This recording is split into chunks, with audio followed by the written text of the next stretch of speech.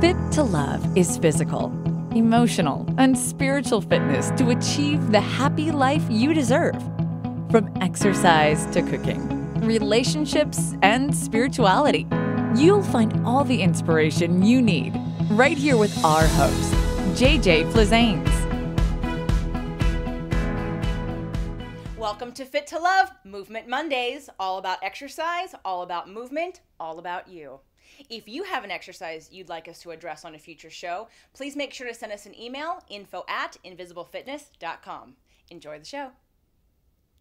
Today's show, rebuilding your joints with exercise. So the first question I need to answer is, can you rebuild your joints? Well, in terms of the medical field with surgeons and injections, I'm not really sure, but last I've heard it's not the best option and it doesn't always work and it might be painful and expensive. So what I want to show you and educate you on is how your joints work and how you can use exercise to eliminate pain, increase strength, increase mobility. While you might not get back your cartilage, you absolutely can change how your joints act and feel in exercise and when you're not exercising. So the first thing I'm going to show you again is your knee joint, because it's the easiest one to understand. Your knee comprises of your femur and your tibia, and I'll put the hip joint down. So we have pads of fleshy cartilage right here on the top of your tibia, and that's your meniscus. In fact, I'm going to tell you a quick little story after I show you this. So your meniscus are like your brake pads, and when this bone, the end of your femur, compresses plus translates, that's a motion that looks like this, on top of that with force over and over again. So in things like walking lunges, which we did in the beginning of this show, the top 3 worst exercises for your joints, I definitely invite you to go back and check that out. But this happens everywhere. Every single joint has what's called hyaline cartilage that coats it, and its connection to the bone that it's next to, plus some fluid, causes that cushion so that way you don't feel things in your joints.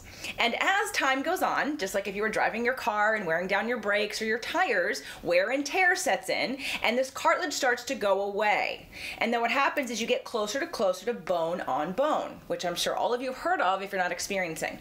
Now, the thing about the cartilage is that it doesn't let you know that it has only 5% left. It just goes from being there to not being there. And all of a sudden, all the nerve endings and all of the muscle that's in between here can get pinched, which is when you start to have pain and irritation. And then you know now you don't have any cartilage. So when you're looking at, I have pain and I know that I've degenerated my joints, how do I make that better?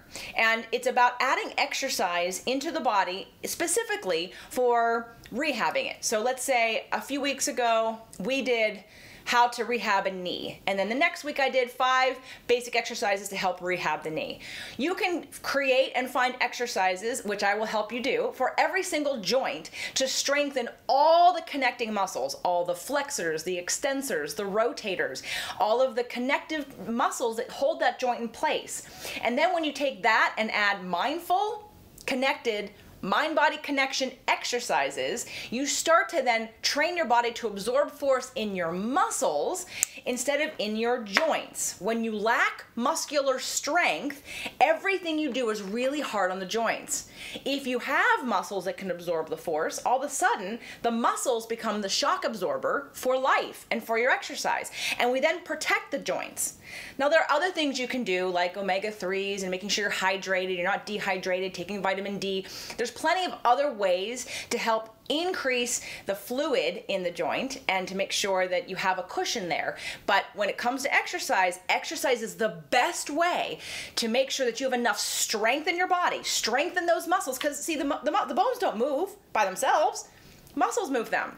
And as you get weaker and lack muscle strength, what do you think happens? That's why life gets harder. That's why doing things is so much harder, because you don't have the muscular strength anymore to do those activities. And so now you feel it in your joints even more, because the joints are banging against each other with all that force.